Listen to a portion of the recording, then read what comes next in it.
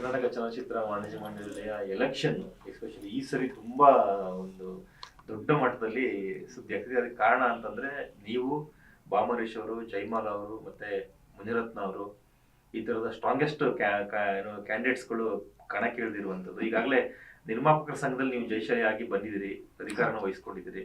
ಈಗ ಮಾತೃ ಸಂಸ್ಥೆಯಲ್ಲಿ ಚುನಾವಣೆ ನಿಂತ್ಕೊಂಡಿದ್ದೀರಿ. ಹೇಗೆ ತಯಾರಿ ಮಾಡ್ಕೊಂಡಿದ್ದೀರಿ? ಎಲ್ರಿಗೂ ನಮಸ್ಕಾರ. ನಿಜ ಒಂಥರ ಇದೊಂದು ಹೊಸ ಹೆಜ್ಜೆ ಲೈಫಲ್ಲಿ. ಯಾವಾಗಿಂದ ನಾನು ಸಿನಿಮಾ ಮಾಡ್ಕೊಂಡು ಸಿನಿಮಾ ಪ್ರೊಡ್ಯೂಸ್ ಮಾಡಿ ಆ್ಯಕ್ಟ್ ಮಾಡಿ ಡೈರೆಕ್ಟ್ ಮಾಡ್ಕೊಂಡು ಬಂದೆ. ಚೇಂಬರಿಗೆ ಬಂದಮೇಲೆ ಇಲ್ಲಿರೋಂಥ ಒಂದು ಏನೇನು ನಡೀತಾ ಇದೆ, ಇಲ್ಲೇನೋ ಒಂದು ನನ್ನ ಒಂದು ಉದ್ದೇಶ, ನನ್ನ ಒಂದು ಆಸೆ ಏನಿತ್ತಂದರೆ, ನಾನು ಏನೆಲ್ಲ ಸಂಕಷ್ಟಗಳನ್ನ ಫೇಸ್ ಮಾಡಿದೆ ನಾನು ಇಂಡಸ್ಟ್ರಿಗೆ ಬಂದಾಗಿಂದ ಇದುವರೆಗೂ, ಅದೆಲ್ಲ ಪ್ರಾಬ್ಲಮ್ಸ್ನ ಸ್ವಲ್ಪ ಸಾಲ್ವ್ ಮಾಡಬೇಕು. ವಾಣಿಜ್ಯ ಮಂಡಳಿ ಅಂದಾಗ ಅದು ಒಂದು ಲಾಸ್ ಆಗಿರೋಂಥ ಪ್ರೊಡ್ಯೂಸರ್ಸ್ಗಾಗಿರ್ಬೋದು ಅಥವಾ ಡಿಸ್ಟ್ರಿಬ್ಯೂಟ್ರಿಗಾಗಿರ್ಬೋದು, ಎಕ್ಸಿಬಿಟ್ರಿಗಾಗಿರ್ಬೋದು, ಯಾವುದೇ ಒಂದು ಪ್ರಾಬ್ಲಮ್ ಬಂದರೆ ಅವರು ನಮಗೆ ಒಂದು ಸಪೋರ್ಟ್ ಮಾಡೋ ಥರ ಇರಬೇಕು, ಒಂದು ಹಸ್ತ ಸಿಗಬೇಕು. ಆ ಥರ ಒಂದು ಏನಾದರೂ ಒಂದು ಚೇಂಜಸ್ ಬೇಕಪ್ಪ ಅನ್ನೋ ಉದ್ದೇಶದಲ್ಲಿ ಬಂದೆ. ಇಲ್ಲಿ ಬಂದಮೇಲೆ ಗೊತ್ತಾಗ್ತಾ ಇದೆ ಏನೆಲ್ಲ ಒಳಗಡೆ ಮಾಡೋಕ್ಕೆ ಸಾಧ್ಯ, ಮಾಡದೇ ಇರೋಕ್ಕೆ ಸಾಧ್ಯ, ಏನು ಕಾರಣ ಮಾಡದೇ ಇರೋಕ್ಕೆ ಎಲ್ಲ ವಿಷಯಗಳು. ನೀವು ಹೇಳಿದ್ರೆ ಕಲರ್ಫುಲ್ಲಾಗಿ ಇಷ್ಟು ಒಳ್ಳೊಳ್ಳೆ ಕ್ಯಾಂಡಿಡೇಟ್ಸ್, ಕಲರ್ಫುಲ್ ಕ್ಯಾಂಡಿಡೇಟ್ಸ್ ನಿಂತಿದ್ದೀರಾ ಅಂತ. ಜಯಮಾಲಾ ಮೇಡಮ್ ಆಗಲಿ, ಬಾಮರೀಶ್ ಅವರಾಗಲಿ, ಅವರು ಪ್ರೆಸಿಡೆಂಟಿಗೆ ಕಂಟೆಸ್ಟ್ ಮಾಡ್ತಾಯಿದ್ದಾರೆ. ನಾನು ಈ ಸತಿ ವೈಸ್ ಪ್ರೆಸಿಡೆಂಟಿಗೆ ಕಂಟೆಸ್ಟ್ ಮಾಡ್ತಾಯಿದ್ದೀನಿ, ಉಪಾಧ್ಯಕ್ಷ ಸ್ಥಾನಕ್ಕೆ ನಿರ್ಮಾಪಕರ ವಲಯದಿಂದ. ನನ್ನ ಕ್ರಮ ಸಂಖ್ಯೆ 4. ಇದು ಸಹ ತುಂಬ ಚಾಲೆಂಜಿಂಗ್ ಆಗಿದೆ. ಯಾಕೆಂದರೆ ಕಳೆದ 4-5 ವರ್ಷದಿಂದ ನಾನು ಚೇಂಬರು ಮತ್ತು ಪ್ರೊಡ್ಯೂಸರ್ ಅಸೋಸಿಯೇಷನ್ ಈ ಒಂದು ಒಡನಾಟದಲ್ಲಿದ್ದೀನಿ. ಲಾಸ್ಟ್ ಟೈಮು ಸಹ ECL ಇರೋದ್ರಿಂದ ಏನೆಲ್ಲ ಕೆಲಸಗಳಾಗಬೇಕು, ಏನು ಆಗ್ತಾಯಿಲ್ಲ, ಏನಾದರೆ ಎಲ್ಲ 3 ವರ್ಗಗಳಿಗೆ ಒಂದು ಸಪೋರ್ಟ್ ಸಿಗುತ್ತೆ. ಈ ಒಂದು ನಿಟ್ಟಿನಲ್ಲಿ ನಾನು ಪ್ರಾಮಾಣಿಕವಾಗಿ ಕೆಲಸ ಮಾಡ್ಕೊಂಡ್ಬಂದಿದ್ದೀನಿ. ಇದೇ ಉದ್ದೇಶದಿಂದ ಇನ್ನೊಂದು ಹೆಜ್ಜೆ ಮುಂದಕ್ಕಿಟ್ಟಿದ್ದೀನಿ. ವೈಸ್ ಪ್ರೆಸಿಡೆಂಟಾಗಿ ಕಂಟೆಸ್ಟ್ ಮಾಡಬೇಕು. ಸಾಕಷ್ಟು ವಿಷಯಗಳಿದೆ ಅಲ್ಲಿ ಬೆಳವಣಿಗೆ ಆಗೋ ಅಂಥದ್ದು. ನಾನು ಆಗಲೇ ಹೇಳ್ದಂಗೆ ನೋಡಿ, ಸಿನಿಮಾ ನಿರ್ಮಾಣ ಮಾಡ್ಬೋದು. ಎಲ್ಲೋ ದುಡ್ಡು ತಂದು ನಾವು ಫೈನಾನ್ಸ್ ತರ್ತೀವೋ ಇಲ್ಲ ಮನೆ ಮಾರ್ತೀವೋ ಏನೋ ಮಾಡಿ ಸಿನಿಮಾ ನಿರ್ಮಾಣ ಮಾಡ್ತೀವಿ. ಸಿನಿಮಾ ಮಾಡಿದ್ಮೇಲೆ ಏನಾಗುತ್ತೆ, ಸಿನಿಮಾ ರಿಲೀಸ್ ಮಾಡಬೇಕಾದ್ರೂ ಕಷ್ಟ ಆಗುತ್ತೆ ಇವಾಗಿನ ಕಾಂಪಿಟೇಷನಲ್ಲಿ. ಅದನ್ನು ನಾವು ಯಾರನ್ನೂ ಬ್ಲೇಮ್ ಮಾಡೋಕ್ಕೂ ಆಗಲ್ಲ. ಡಿಸ್ಟ್ರಿಬ್ಯೂಟ್ರ್ ಆಗಲಿ, ಎಕ್ಸಿಬಿಟ್ರ್ ಆಗಲಿ, ಅವರು ಅವ್ರದ್ದೇ ಭಾಗದಲ್ಲಿ ಅವ್ರದ್ದೇ ಆದಂಥ ಪ್ರಾಬ್ಲಮ್ಸ್ಗಳು ಹೇಳ್ತಾರೆ. ಈಗ 3 ವಲಯದವರು ಕೂತ್ಕೊಂಡು ಎಲ್ಲರಿಗೂ ಒಂದು ಸಮಸ್ಯೆಗಳೇನಾಗುತ್ತೆ ಅದನ್ನು ಕೂತ್ಕೊಂಡು ಡಿಸ್ಕಸ್ ಮಾಡಿ 3 ಜನಕ್ಕೂ ಸಪೋರ್ಟ್ ಆಗೋ ರೀತಿಯಲ್ಲಿ ನಾವು ಕೆಲವೊಂದು ಡಿಸಿಷನ್ಸ್ನ ತಗೊಂಡ್ರೆ ಸಾಲ್ವ್ ಆಗದೇ ಇರೋಂಥ ಪ್ರಾಬ್ಲಮ್ಮು ಪ್ರಪಂಚದಲ್ಲಿ ಯಾವುದೂ ಇಲ್ಲ ನನಗೆ ತಿಳಿದ ಮಟ್ಟಕ್ಕೆ. ಎಲ್ಲದಕ್ಕೂ ಎಲ್ಲ ಒಂದು ಪ್ರಾಬ್ಲಮ್ಸ್ಗೂ ಒಂದು ಸೊಲ್ಯೂಷನ್ ಅನ್ನೋದು ಇದ್ದೇ ಇರುತ್ತೆ. ಸೊಲ್ಯೂಷನ್ ಇದ್ರೇ ಪ್ರಾಬ್ಲಮ್ಸ್ ಕ್ರಿಯೇಟ್ ಆಗೋದಂತೆ. ಸೊ ಹಾಗೆ ಇಲ್ಲಿ ಏನಾಗಿದೆ ಅಂದರೆ, ಕೆಲವೊಂದು ಘಟ್ಟದಲ್ಲಿ ಈಗೋ ಕ್ಲಾಶಸ್ ಆಗಿರ್ಬೋದು, ಅಥವಾ ಕೆಲವರು ನಾವೇನು ಮಾತಾಡಬೇಕು, ನಮಗೇನು ಅವ್ರು ಮಾಡಲಿ, ಈ ಥರದ್ದೊಂದು ಈಗೋ ಕ್ಲಾಶಸ್ಸು, ಕೆಲವೊಂದು ಡಾಮಿನೇಷನ್ನು, ಕೆಲವೊಂದು ಬಣಗಳ ಡಾಮಿನೇಷನ್ ಇರ್ಬೋದು, ಅವ್ರು ಹೇಳಿದ್ದೇ ನಡಿಬೇಕು ಅನ್ನೋ ಒಂದು ಹಠ. ಇದೆಲ್ಲ ಪ್ರಾಬ್ಲಮ್ಸಿಂದ ಏನಾಗ್ತಾಯಿದೆ, ಕೆಲವು ನಿರ್ಮಾಪಕರಿಗಾಗಲಿ, ವಿತರಕ್ಕಾಗಲಿ, ಪ್ರದರ್ಶಕಾಗಲಿ ಎಲ್ಲೋ ಒಂದು ಕಡೆ ಅದು ನ್ಯಾಯ ಸಿಗ್ತಿಲ್ವಾ ಅನ್ನೋದು ನನ್ನ ಅನಿಸಿಕೆ. ಸೊ ಹಾಗಾಗಿ ಈ ಒಂದು ನಿಟ್ಟಿನಲ್ಲಿ ನಾನು ಪ್ರಾಮಾಣಿಕವಾಗಿ ಕೆಲಸ ಮಾಡ್ತಾಯಿದ್ದೀನಿ. ಇನ್ನು ಮುಂದೆ ಸಹ ನಾನು ಮಾಡಬೇಕನ್ನೋ ಉದ್ದೇಶದಿಂದ ನಾನು ಈ ಒಂದು ಹೆಜ್ಜೆ ಇಟ್ಟಿದ್ದೀನಿ ಅಂತ ಹೇಳ್ಬೋದು.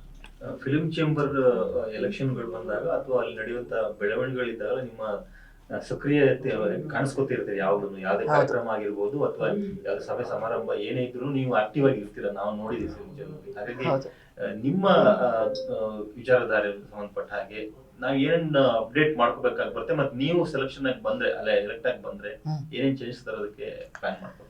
ನೋಡಿ, ನನಗೆ ಈಗ I am not A president, I am a vice president. ನಾವು ನಮ್ಮ ಪದಾಧಿಕಾರಿಗಳಲ್ಲಿ ಒಂದು ಟೀಮ್ ಮಾಡ್ತಾರೆ. ಆ ಟೀಮಲ್ಲಿ ಎಲ್ಲ ಸೇರಿ ಒಂದು ಡಿಸಿಷನ್ಸ್ನ ತಗೋಬೇಕು. ನನ್ನ ಅನಿಸಿಕೆಗಳು, ನನ್ನ ಉದ್ದೇಶಗಳು ಅಲ್ಲಿರೋರಿಗೆಲ್ಲರಿಗೂ ಒಪ್ಪಿಗೆ ಆಗಬೇಕು. ಅಲ್ಲಿರೋ ECನಲ್ಲಿ ಅದು ಓಕೆ ಆಗಬೇಕು. ಎಲ್ಲ ಒಗ್ಗಟ್ಟಾಗಿ ಮಾಡಿದಾಗ ಮಾತ್ರ ನಾವು ಅದನ್ನು ಎಕ್ಸಿಕ್ಯೂಟ್ ಮಾಡ್ಬೋದು. ಹಂಗೆ ಮಾಡಬೇಕಂದ್ರೆ ಮಾತ್ರ ಅಲ್ಲಿ ಸಾಧ್ಯ. ಈಗ ಓನ್ ಡಿಸಿಷನ್ ಇದ್ದರೆ, ಇವಾಗ ನನ್ನ ಸಿನಿಮಾ ನನ್ನ ಡಿಸಿಷನ್, ನನಗೆ ಇಂಥ ಹೀರೋನೇ ಬೇಕು, ನನಗೆ ಇಂಥ ಹೀರೋಯಿನ್ನೇ ಬೇಕು ಅಂತ ನಾನು ಡಿಸೈಡ್ ಮಾಡೋಕ್ಕಾಗಲ್ಲ ಚೇಂಬರಲ್ಲಿ. ಇದು ಒಂದು ಪ್ರಾಬ್ಲಮ್ ಇನ್ ದ ಸೆನ್ಸ್, ಅಲ್ಲಿ ಪ್ರಾಬ್ಲಮ್ ಅಂತ ಹೇಳೋಕ್ಕಾಗಲ್ಲ. ಅಲ್ಲಿ ಯಾವಾಗ ಒಳ್ಳೆ ಕೆಲಸಗಳಿಗೆ ಕೈ ಜೋಡಿಸಲ್ವಲ್ಲ, ಆ ಒಗ್ಗಟ್ಟು ಬರಲ್ವಲ್ಲ, ಅವಾಗೆಲ್ಲ ಒಂದು ಕಡೆ ಅದು ಹಿಡಿತಾ ಇರುತ್ತೆ. ನನ್ನ ಉದ್ದೇಶ ನೋಡಿ, ನಾನು ಆವಾಗಲೇ ಹೇಳ್ದಂಗೆ ನಿರ್ಮಾಪಕರಿಗೆ ಮೇಯ್ನ್ ನಿರ್ಮಾಪಕ ಇದ್ರೇ ಸಿನಿಮಾ ರಂಗ, ಸಿನಿಮಾ ಇಂಡಸ್ಟ್ರಿ ಎಲ್ಲವೂ ಬೆಳವಣಿಗೆ ಆಗೋಕ್ಕೆ ಸಾಧ್ಯ. ಒಬ್ಬ ನಿರ್ಮಾಪಕ ಮನೆಯಿಂದ ದುಡ್ಡು ತಂದು ಸಿನಿಮಾನೇ ಮಾಡಲಿಲ್ಲ ಅಂದರೆ ಯಾವುದೇ ಟೆಕ್ನಿಷಿಯನ್ಸ್ಗೆ ಕೆಲಸ ಸಿಗಲ್ಲ, ಯಾವುದೇ ಆರ್ಟಿಸ್ಟ್ಗಳಿಗೆ ಕೆಲಸ ಸಿಗಲ್ಲ. ಎಲ್ಲ ಆರ್ಟಿಸ್ಟಿಗೆ ಕೆಲಸ ಸಿಗಬೇಕು, ಟೆಕ್ನಿಷಿಯನ್ಗಳಿಗೆ ಕೆಲಸ ಸಿಗಬೇಕು. ಆ ಸಿನಿಮಾ ನಿರ್ಮಾಣ ಆದಮೇಲೆ ಅದು ಥಿಯೇಟರಿಗೆ ಬರುತ್ತೆ. ಥಿಯೇಟರಿಗೆ ಬಂದಾಗ ಥಿಯೇಟರ್ ಅವ್ರಿಗೆ ಅದರಲ್ಲಿ ದುಡ್ಡು ಬರುತ್ತೆ ಅಲ್ವಾ. ಸೊ ಎಲ್ಲಿ ಬಿಗಿನಿಂಗ್ ಸ್ಟಾರ್ಟ್ ಆಗೋದೆಲ್ಲಿ, ಒಬ್ಬ ಸಿನಿಮಾ ನಿರ್ಮಾಣ ಮಾಡಿದಾಗ. ಈಗ ಬೇರೆ ಇಂಡಸ್ಟ್ರಿಗಳಲ್ಲೆಲ್ಲ ಏನಾಗುತ್ತಂದರೆ ಲೈಕ್ ಗಾರ್ಮೆಂಟ್ ಇಂಡಸ್ಟ್ರಿ ಆಗಿರ್ಬೋದು, ಒಂದು ಬೇರೆ ಎನಿ ಇಂಡಸ್ಟ್ರಿ ತಗೊಳ್ಳಿ, ಐರನ್ ಇಂಡಸ್ಟ್ರಿ, ಬಟ್ಟೆದಾಗಲಿ, ಯಾವುದೇ ಇಂಡಸ್ಟ್ರಿಗಾದ್ರೂ ನಾವು ಏನು ದುಡ್ಡು ಹಾಕ್ತೀವಿ. ಇವಾಗ ನಾವು 1-2 ಕೋಟಿ ಹಾಕಿ ಒಂದು ಇಂಡಸ್ಟ್ರಿ ಮಾಡಿದ್ದೀನಪ್ಪ ಅಂದರೆ ಆ ಇಂಡಸ್ಟ್ರಿನಲ್ಲಿ ಒಂದಷ್ಟು ಜನ ಕೆಲಸ ಮಾಡ್ತಾರೆ, ಅವ್ರಿಗೆ ಆ ಸಂಬಳಗಳು ಸಿಗುತ್ತೆ. ಇಂಡಸ್ಟ್ರಿ ಮಾಡಿದವನಿಗೆ ಅಟ್ಲೀಸ್ಟು ಅವನು ಹಾಕಿರೋ ಬಂಡವಾಳನಾದರೂ ವಾಪಸ್ ಸಿಗುತ್ತೆ. ಸೇಫಾಗಿ ಅವ್ನು ಬಿಸ್ನೆಸ್ ಮಾಡಿದಾಗ ಪ್ರಾಫಿಟ್ ಸಿಗದೆ ಹೋದರೂ ಒಂದು ಅವ್ರ ಇನ್ವೆಸ್ಟ್ಮೆಂಟ್ ಆದರೂ ರಿಟರ್ನ್ ಸಿಗುತ್ತೆ. ಸಿನಿಮಾದಲ್ಲಿ ಏನಾಗುತ್ತೆ, ನಿಮಗೆ ಹಾಕ್ಬೇಕಾದ್ರೆ ಇನ್ವೆಸ್ಟ್ಮೆಂಟು ಕೋಟ್ಯಾಂತರ ರೂಪಾಯಿ. ಆ ಕೋಟ್ಯಾಂತರ ರೂಪಾಯಿ ಇನ್ವೆಸ್ಟ್ ಮಾಡಿದಾಗ ನಿಮಗೆ ಅದಕ್ಕೆ ಯಾವುದೇ ರೀತಿಯಾದಂಥ ಒಂದು ಗ್ಯಾರಂಟಿ ರಿಟರ್ನ್ಸ್ ಇಲ್ಲ. ಆ ಗ್ಯಾರಂಟಿ ರಿಟರ್ನ್ಸ್ ಇಲ್ದಿದ್ದಾಗ ಏನಾಗ್ತಾನೆ ನಿರ್ಮಾಪಕ, ಅವ್ನಿಗೆ ಯಾವುದೇ ರೀತಿ ಒಂದು ಮಾನದಂಡಗಳು ಇಲ್ಲ ಇಲ್ಲಿ. ಇವಾಗ ಆ ಪ್ರೊಡ್ಯೂಸರ್ ನೋಡಿ, ಆರ್ಟಿಸ್ಟ್ ಬರ್ತಾರೆ, ಅವರು ವರ್ಕ್ ಮಾಡ್ತಾರೆ, ಪೇಮೆಂಟ್ ತೊಗೊಂಡು ಮನೆಗೆ ಹೋಗ್ತಾರೆ, ನೆಕ್ಸ್ಟ್ ಸಿನಿಮಾ ಮಾಡ್ಕೊಂಡು ಹೋಗ್ತಾರೆ, ಅವ್ರಿಗೆ ಯಾವುದೇ ರೀತಿ ಲಾಸ್ ಇಲ್ಲ. ಈವನ್ ಕ್ಯಾಮ್ರಾಮನ್ಸ್ ಆಗಲಿ, ಎಡಿಟರ್, ಎನಿ ಟೆಕ್ನಿಷಿಯನ್ಸ್ ಎಲ್ಲ ನಿರ್ಮಾಣ ಮಾಡಿದವ್ರ ಮೇಲಿರುತ್ತೆ. ನಿರ್ಮಾಪಕರು ದುಡ್ಡು ಕೊಡ್ತಾರೆ, ತೊಗೊಂಡು ಅವ್ರ ಪಾಡಿಗೆ ಅವ್ರು ಹೋಗ್ತಾರೆ. ಅದೇ ಅವನು ಇನ್ವೆಸ್ಟ್ ಮಾಡಿದಂಥ ದುಡ್ಡು ಅವನಿಗೆ ವಾಪಸ್ ಬರಲಿಲ್ಲ ಅಂದಾಗ ಯಾವುದೇ ಟೆಕ್ನಿಷಿಯನ್ಸ್ ಆಗಲಿ, ಯಾವುದೇ ಕಲಾವಿದರಾಗಲಿ ಅವನ ಜೊತೆಗೆ ಬಂದು ನಿಲ್ಲಲ್ಲ. ನಿಲ್ಲಬೇಕಾಗಿರೋದು ಏನೋ ಲಾಸ್ ಆಯ್ತು ಅಂದರೆ ವಾಣಿಜ್ಯ ಮಂಡಳಿ ಸ್ವಲ್ಪ ಸಪೋರ್ಟ್ ಮಾಡ್ಬೋದು. ಆ ಒಂದು ಕೈ ಜೋಡಿಸೋವಂಥ ಕೆಲಸ ವಾಣಿಜ್ಯ ಮಂಡಳಿ ಆಗಲಿ, ಸರ್ಕಾರ ಆಗಲಿ ಮಾಡಬೇಕಾಗತ್ತೆ. ಸರ್ಕಾರನಾದರೂ ಕೈ ಜೋಡಿಸಿ ಸ್ವಲ್ಪ, ಇವಾಗೇನು ಸಬ್ಸಿಡಿಗಳಿದೆ ಆ ಸಬ್ಸಿಡಿಗಳು ರಿಲೀಸ್ ಮಾಡಬೇಕು ಹೇಳ್ತಾನೆ ಇದ್ದಾರೆ. ತುಂಬ ವರ್ಷದಿಂದ ಪೆಂಡಿಂಗ್ ಇತ್ತು. ಇವಾಗ ಸಹ ಲಾಸ್ಟ್ ಟೈಮ್ ಈಸಿನಲ್ಲೂ ಸಹ ಬಂದಿದೆ, ಅದರ ವಿಚಾರವಾಗಿ ನಾವು ಮಾತಾಡಿದ್ದೀವಿ. ಸಬ್ಸಿಡಿ ಸ್ವಲ್ಪ ಜಾಸ್ತಿ ಮಾಡಬೇಕು. ಸಿನಿಮಾಗಳು ಜಾಸ್ತಿ ಆದಾಗ ಸಬ್ಸಿಡಿಗಳು ಜಾಸ್ತಿ ಆದರೆ ಎಷ್ಟೋ ಒಬ್ಬ ನಿರ್ಮಾಪಕನಿಗೆ ಸಪೋರ್ಟ್ ಆಗುತ್ತೆ. ಆ ಸಬ್ಸಿಡಿ ಒಂದು ಜಾಸ್ತಿ ಮಾಡೋ ವಿಚಾರದ್ದು ನನ್ನ ಉದ್ದೇಶ. ಪ್ಲಸ್ ಇನ್ನೊಂದು ಏನಂದರೆ, ಎಷ್ಟೋ ಜನ ಮನೆ ಮಠ ಮಾರ್ಕೊಂಡು ಮಾಡಿದ್ದಾರೆ, ಅವ್ರುಗಳಿಗಾಗಲಿ ಅಥವಾ ಲಾಸ್ ಆಗಿರೋರ್ಗಾಗಲಿ ಸರ್ಕಾರದಿಂದ ಒಂದಷ್ಟು ಎಕರೆ ಜಾಗ ತೊಗೊಂಡು ಒಂದು ನಿರ್ಮಾಪಕರ ಬಡಾವಣೆ ಆಗಲಿ, ಒಂದು ಡಿಸ್ಟ್ರಿಬ್ಯೂಟರ್ಸ್ ಬಡಾವಣೆ ಆಗಲಿ, ಈ ಥರದ್ದೊಂದು ಲೇಔಟ್ ಮಾಡ್ಬೋದು. ಅವ್ರಿಗೆಲ್ಲ ಒಂದು ವಸತಿ ಕಲ್ಪಿಸೋವಂಥ ಒಂದು ಕೆಲಸ ಮಾಡ್ಬೋದು ಸರ್ಕಾರ. ಎಲ್ಲೆಲ್ಲೋ ಯಾವುದ್ಯಾವುದಕ್ಕೋ ಕೊಡ್ತಾ ಇದ್ದಾರೆ. ಎಂಟರ್ಟೈನ್ಮೆಂಟ್ ಫೀಲ್ಡಲ್ಲಿ ಏನಾಗುತ್ತೆ, ಎಲ್ಲರೂ ನಮ್ಮನ್ನು ನೋಡಿ ಎಂಟರ್ಟೈನ್ಮೆಂಟ್ ಮಾಡ್ಕೋತಾರೆ ಬಿಟ್ಟರೆ, ಇಲ್ಲಿ ನೋಡಿ ಯಾವುದೇ ಬ್ಯಾಂಕ್ಗಳಲ್ಲಿ ಲೋನ್ ಆಗಲ್ಲ. ಆರ್ಟಿಸ್ಟ್ಗಾಗಲಿ, ಸಿನಿಮಾದವ್ರಿಗಾಗಲಿ, ಪ್ರೊಡ್ಯೂಸರ್ಸ್ಗಾಗಲಿ ಯಾವುದೇ ಸಪೋರ್ಟ್ ಮಾಡಿ ಲೋನ್ ಕೊಡಲ್ಲ. ವಾಣಿಜ್ಯ ಮಂಡಳಿಯಿಂದ ಏನೋ ಲೋನ್ ತೊಗೊಂಡು ಮಾಡಬೇಕು ಅನ್ನೋ ಥರ ಫೆಸಿಲಿಟಿ ಅಲ್ಲಿಲ್ಲ. ಹೆಂಗೆ ಬದುಕ್ತಾರೆ ನಿರ್ಮಾಪಕ ಆಗಲಿ, ಆರ್ಟಿಸ್ಟ್ ಆಗಲಿ? ಲಾಸ್ ಆದರೆ ಅವ್ರಿಗೆ ಏನು ಸಪೋರ್ಟ್ ಸಿಗ್ತಾ ಇದೆ? ಯಾವುದೇ ಒಂದು ಸಂಸ್ಥೆ ಮಾಡೋದು ಯಾವ ಉದ್ದೇಶಕ್ಕೆ? ಆ ಉದ್ಯೋಗದಲ್ಲಿ ಇರೋ ಅಂಥವ್ರಿಗೆ ಒಂದು ಹೆಲ್ಪ್ ಸಿಗಲಿ, ಒಂದು ಸಪೋರ್ಟ್ ಸಿಗಲಿ ಅನ್ನೋದಕ್ಕೆ.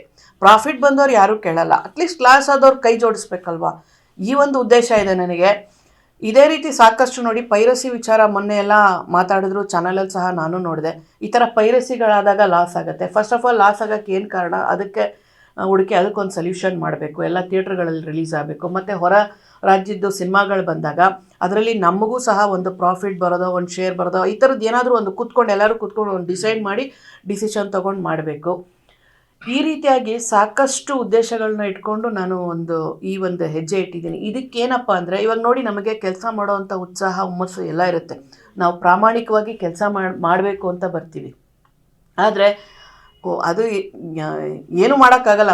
ಇದು ಅಂದಾಗ ಕಾಲು ಎಳೆಯೋರು ಮಾಡೋರು, ನಮ್ಮ ಬಗ್ಗೆ ಇಂಡೈರೆಕ್ಟಾಗಿ ಸಪೋರ್ಟ್ ಮಾಡದೇ ಇರೋರು ಮುಂದೆ ಚೆನ್ನಾಗಿರ್ತಾರೆ, ಹಿಂದೆ ಸಪೋರ್ಟ್ ಮಾಡಲ್ಲ. ಈ ಥರದ್ದು ಕೆಲವೊಂದು ಬಣಗಳು ಮಾಡುತ್ತೆ, ಏನೂ ಮಾಡೋಕ್ಕಾಗಲ್ಲ. ಆದರೆ ನಾನು ಆನೆಸ್ಟಾಗಿ ಹೇಳ್ತಾ ಇದ್ದೀನಿ, ನಾನು ಪ್ರಾಮಾಣಿಕವಾಗಿ ಕೆಲಸ ಮಾಡಬೇಕು ಅಂತ ಬಂದಾಗ ಇಲ್ಲಿರೋವಂಥ ಎಲ್ಲ ಒಂದು ವಿತರಕರ ಸಪೋರ್ಟ್ ಆಗಿರ್ಬೋದು, ಪ್ರದರ್ಶಕರ ಸಪೋರ್ಟ್ ಆಗಿರ್ಬೋದು, ನಮ್ಮ ನಿರ್ಮಾಪಕರ ಸಪೋರ್ಟ್ ಆಗಿರ್ಬೋದು, ನಮ್ಮಂಥವ್ರಿಗೆ ಬಹಳ ಮುಖ್ಯ ಆಗುತ್ತೆ. ದಯವಿಟ್ಟು ಯೋಚನೆ ಮಾಡಿ ಕೆಲಸ ಮಾಡೋ ಅಂಥವ್ರಿಗೆ, ಹಾನೆಸ್ಟಾಗಿ ಅಂಥವ್ರಿಗೆ ವೋಟ್ ಮಾಡಿ ಗೆಲ್ಸಿದ್ರೆ ಏನಾದರೂ ಕೆಲಸ ಮಾಡೋಕ್ಕೆ ಸಾಧ್ಯ ಅಂತ ಹೇಳಕ್ಕೆ ಇಷ್ಟಪಡ್ತೀನಿ.